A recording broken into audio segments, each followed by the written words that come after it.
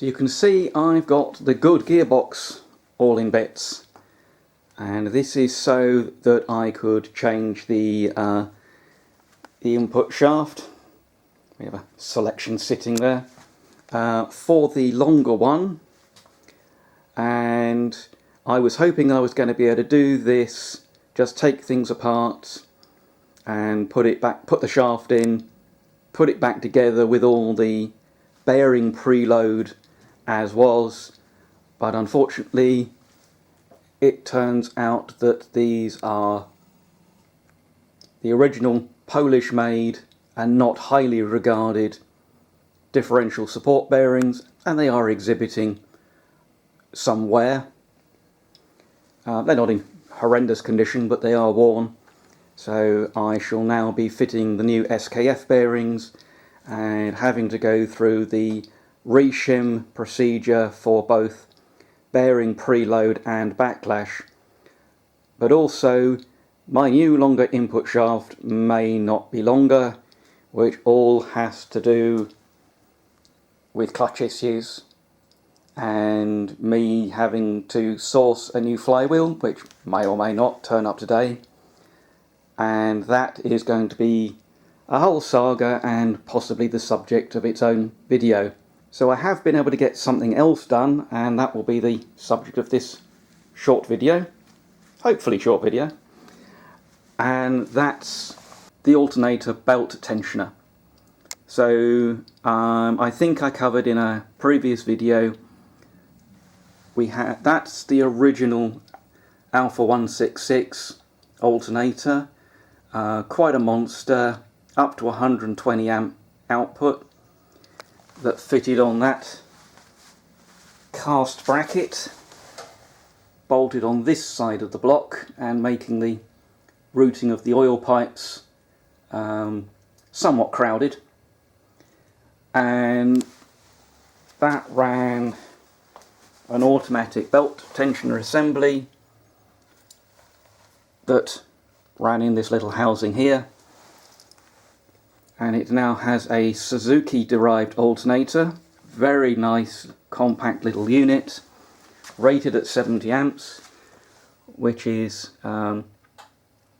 what was originally fitted to the car, was a 70 amp alternator, and made the brackets, or the basic brackets, some time ago, and was then thinking about tensioning. So I had this flat plate but not this bracket, and the easy route, the simple route, would just have been to put a slot on there, you know, maybe a curved one or a two-piece so it could pivot.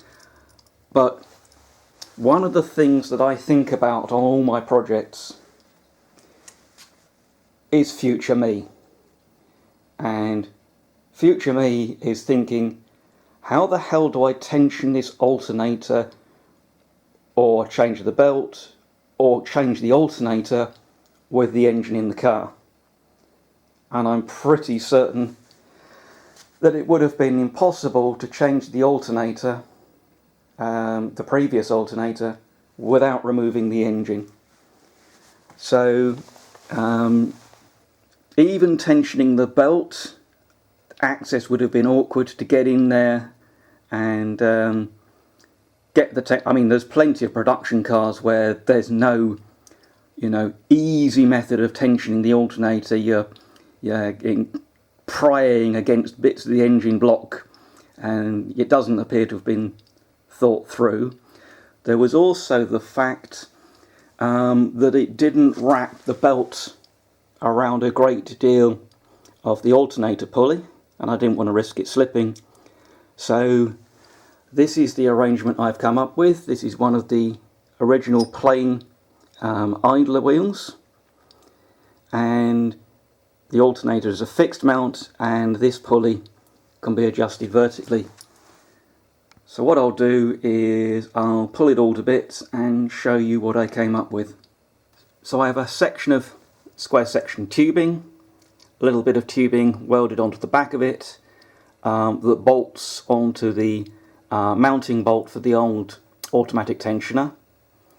At the top we've got a tab that uses one of the timing cover bolts on the water pump, and you know, I got all the distances right. There's a little bit of shim between this plate and this tube to get the spacing right before they were welded. And I've got a block of steel in here that can slide up and down. That's tapped M8 for the mounting bolt for the idler pulley, and another piece of block again with an M8 thread on the bottom for a jacking screw that enables me to have this lightly snugged and wind the belt tension on, and then there'll be a locking nut to lock it off. And this is the idler pulley, and these had two identical little top hat spacers recessed so that the head of the cap screw goes in, and I just packed it out with a heavy duty M8 washer. I'll make a new spacer to the correct length so that you don't have to fiddle around with a spacer that might get lost. And that just screws on like so.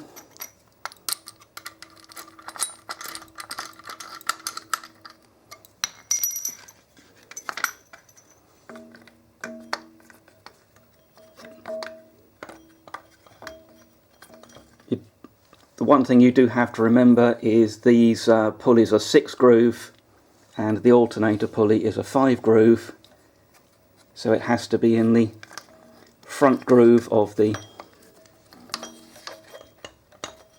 other pulleys. So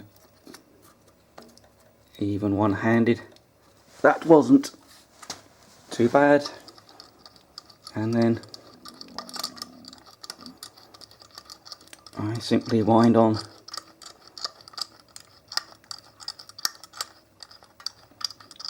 the belt tension.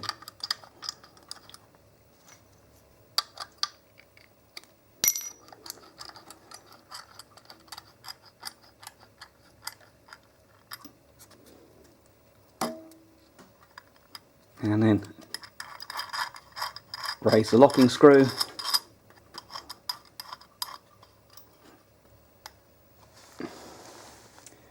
And lock it off. And really happy with that arrangement. That'll be easy to do from underneath the car.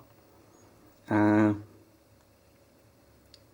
am going to, unusually for me, try and document things like belt lengths and the fact that this is a standard Alfa Romeo idler pulley, so I think I've got a part number for that. Likewise the alternator type and part number. But really happy with that arrangement. These have just been through the vapor blaster, all the various alternator brackets, and are in bare steel, and I'll decide whether I want to paint them or fire up the zinc plating tank again and give them a passivated zinc protection. But another little job knocked off the list and makes me feel like I've made progress, whilst the clutch conundrum continues.